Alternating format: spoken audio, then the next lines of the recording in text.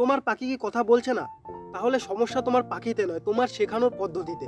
তো আজকে আমি এমন একটা সিস্টেম বলবো যেটা তোমরা যদি ফলো করো তাহলে তোমার পাখি অবশ্যই কথা বলবে, কারণ এই সিস্টেমটা ফলো করে আমার পাখিও কথা বলা শুরু করেছে। তো গাইস কী সেই সিস্টেমটা, তো পুরো ভিডিওটা দেখতে থাকো। তো চলো ভিডিওটা শুরু করা যাক। তো গাইস প্রথমে হচ্ছে পাখিকে জোর করে কথা শেখানো। পাখিকে কখনোই জোর করে কথা শেখানো উচিত নয়, এতে পাখি বিরক্ত হয় আর কথা শিখতে অনেক সময় নেয়। আর তারপর হচ্ছে ভুল সময় পাখিকে কথা শেখানো। পাখিকে সবথেকে ভালো কথা শেখানোর সময় হচ্ছে সকাল আর সন্ধে, কারণ এই সময় পাখি থাকে সবচেয়ে অ্যাক্টিভ। আর অনেকে দুপুরবেলা কোনো শব্দওয়ালা জায়গায় কথা শেখায়, মানে এইসব জায়গায় কথা শেখানো উচিত নয়, এতে পাখির কথা হয়তো শিখতেও পারে, অথবা যদি শিখেও যায় তাহলে মানে অনেক টাইম লাগবে শিখতে। আর তারপর হচ্ছে পাখিকে রিওয়ার্ড দেওয়া। পাখি মনে করো তুমি যে কথাটা পাখিকে শেখাতে চাইছো আর সেই কথাটা যদি পাখি বলতে পারে বা তোমার কথা রিপিট করতে পারে, তাহলে তুমি পাখিকে পুরস্কার হিসেবে তার পছন্দের কোনো খাবার দাও। এতে পাখি বুঝতে পারবে যে কথা শিখলে তাকে খাবার দেওয়া হবে বা তোমার কথা রিপিট করলে তাকে খাবার দেওয়া হবে। আর গাইস তারপরে হচ্ছে পাখিকে একসাথে বেশি কথা শেখানো। অনেকে কী করে যে ভাবে পাখিকে একসাথে পুরো একটা লাইন শিখিয়ে দেবো বা একসাথে অনেকগুলো কথা শিখিয়ে দেবো, তো এটা ঠিক না। পাখিকে একসাথে যদি তোমরা অনেক কথা শেখাতে চাও তাহলে পাখি হবে কনফিউজ আর সে কথা শিখতে চাইবে না। তো এগুলো তোমরা ফলো করতে পারো। আর গাইস তারপর হচ্ছে বন্ডিং। তোমার পাখির সাথে যদি তোমার বন্ডিং ভালো না হয় তাহলে পাখি তোমার কথা শিখবে না।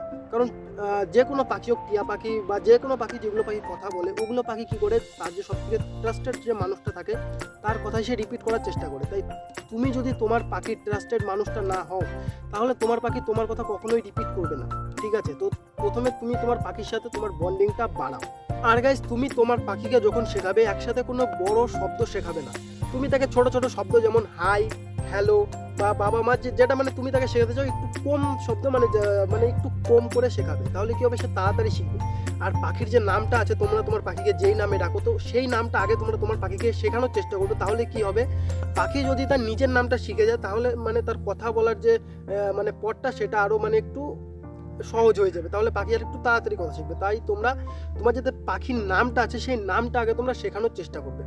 আর সব থেকে ভালো উপায় হচ্ছে সেটা হচ্ছে আয়নার সামনে পাখিকে কথা বলার ট্রেনিং করানো, বুঝলে? মানে আয়নার সামনে বলতে তোমাদের বাড়িতে যে ছোট বা বড় আয়না আছে তার সামনে তোমরা পাখিকে বসিয়ে দাও।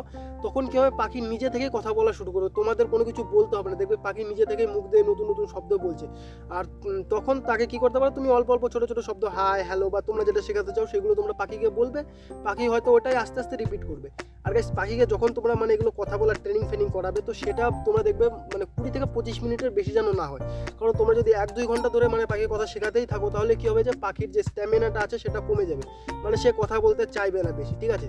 তো ওর জন্য যখন করবে সকাল বা সন্ধ্যে, মনে করো সকালে 20 মিনিট করলে, সন্ধ্যার দিকে 20 মিনিট করলে, তো বাস এরকম 20 মিনিট 40 মিনিট করে মানে প্রত্যেকদিন যদি করো, এইভাবে করতে করতে 1 সপ্তাহ 2 সপ্তাহের মধ্যে তোমার পাখি অবশ্যই কথা বলা শুরু করবে, যদি তোমরা এগুলো স্টেপ মানে ভালো করে ফলো করো। আর গাইস তোমরা যদি অন্য কোনো বিষয় নিয়ে পাখির ভিডিও দেখতে চাও বা যে কোনো পাখি হোক, তো আমাকে সেটা কমেন্টে বলতে পারো। আর গাইস আজকের ভিডিওটা কেমন লাগলো সেটা আমাকে অবশ্যই কমেন্টে বলো। তো গাইস আজকের ভিডিও এতটুকুই, দেখা হবে পরের কোনো নেক্সট ভিডিওতে, ততক্ষণের জন্য বাই।